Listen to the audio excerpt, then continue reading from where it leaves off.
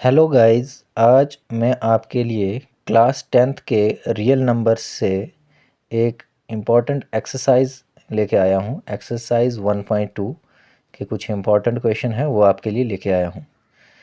तो first question मैं एक वीडियो में करवा चुका हूँ और सेकंड क्वेश्चन है prove that 3 + 2√5 is a irrational number. अब 3 + 2√5 जो है इसको हमने एक इरेशनल नंबर प्रूव करना है। अब यहाँ पे जो है अगर हम देखेंगे तो दो टर्म्स हैं, एक 3 है और एक 2√5 है। तो चलो इसको हम सॉल्व करते हैं। सबसे पहले हमें इस टर्म में जो है इसको लेट करना होगा, क्योंकि हमें ये पता है कि √5 जो है वो एक इरेशनल नंबर है। ऑलरेडी एक इरेशनल नंबर है तो हमें इसको लेट करना होगा पहले रैशनल, फिर हमें पता चलेगा कि जो हमने एज्यूम किया है क्या वो सही है या गलत है। तो इस let us assume 3 + 2√5 is a rational number, is a rational number। ठीक है गाइज, अब एक रैशनल नंबर तो हमने इसको लिखा, लेकिन एक रैशनल नंबर होता किसके इक्विवेलेंट है? a/b या p/q की फॉर्म में होता है। तो अब मैं इसको लिख रहा हूँ 3 + 2√5 इज इक्वल टू a/b, क्योंकि a/b क्या है?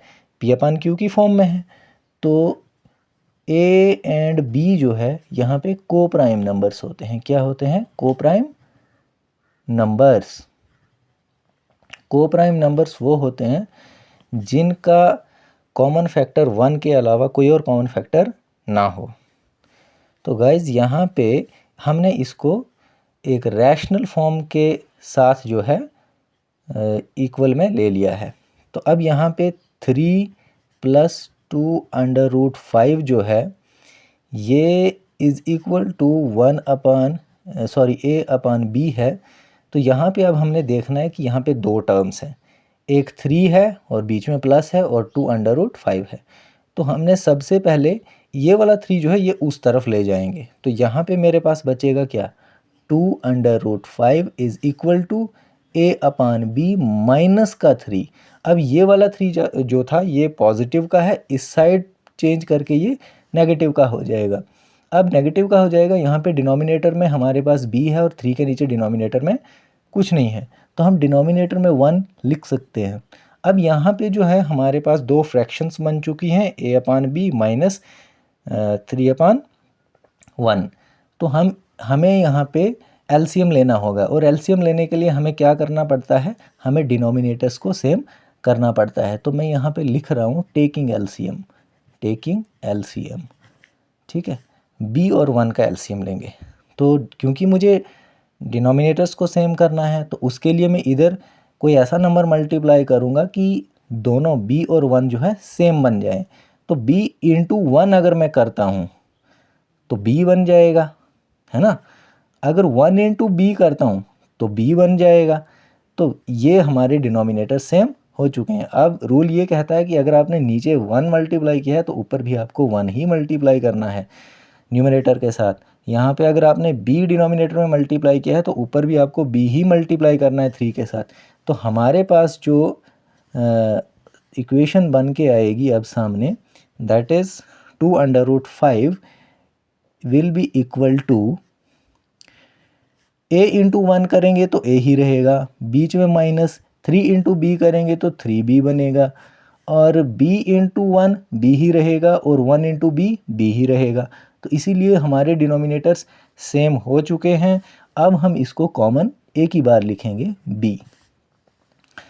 नेक्स्ट में हम ये कर सकते हैं कि यहाँ पे जो 2 है ये इस √5 के साथ मल्टीप्लिकेशन में है, साइड चेंज करके ये डिवाइड में चला जाएगा।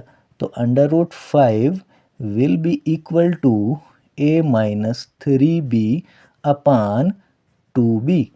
अब देखो यहाँ पे हमारे पास क्या बन गया? अंडर रूट 5 अकेला रह गया। अब अंडर रूट 5 क्या है, एक इरेशनल नंबर है। और ये वाली इक्वल टू के दूसरी वाली साइड जो हमारे पास बन रहा है नंबर a-3b/2b, ये किसकी फॉर्म में है, ये p/q की फॉर्म में है ना। ये p/q की फॉर्म में है। इट मीन्स कि ये हमारे पास एक रैशनल नंबर है और ये हमारे पास एक इरेशनल नंबर है। तो कभी भी एक इरेशनल नंबर रैशनल नंबर के इक्वल नहीं होता है। ये हमारे पास रूल होता है जब हम इंट्रोडक्शन में करते हैं, रियल नंबर्स की इंट्रोडक्शन जब करते हैं तो उसमें हमें ये चीज़ें दी होती हैं कि कभी भी आपका जो एक इरेशनल नंबर है वो रैशनल नंबर के इक्वल नहीं होता है। तो देयरफॉर इरेशनल यानी कि under root 5 is not equal to rational. ये रैशनल की फॉर्म में है, ये इरेशनल की फॉर्म में है, तो ये आपस में इक्वल नहीं हो सकते। तो ऐसा क्यों हुआ, ऐसा इसलिए हुआ क्योंकि हमने एज्यूम किया था कि 3+2√5 जो है ये एक रैशनल नंबर है, जो कि हमारा गलत एज्यूम्शन था। This contradiction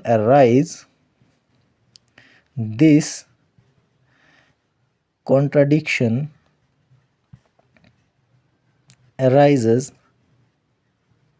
because of or wrong assumption. Therefore,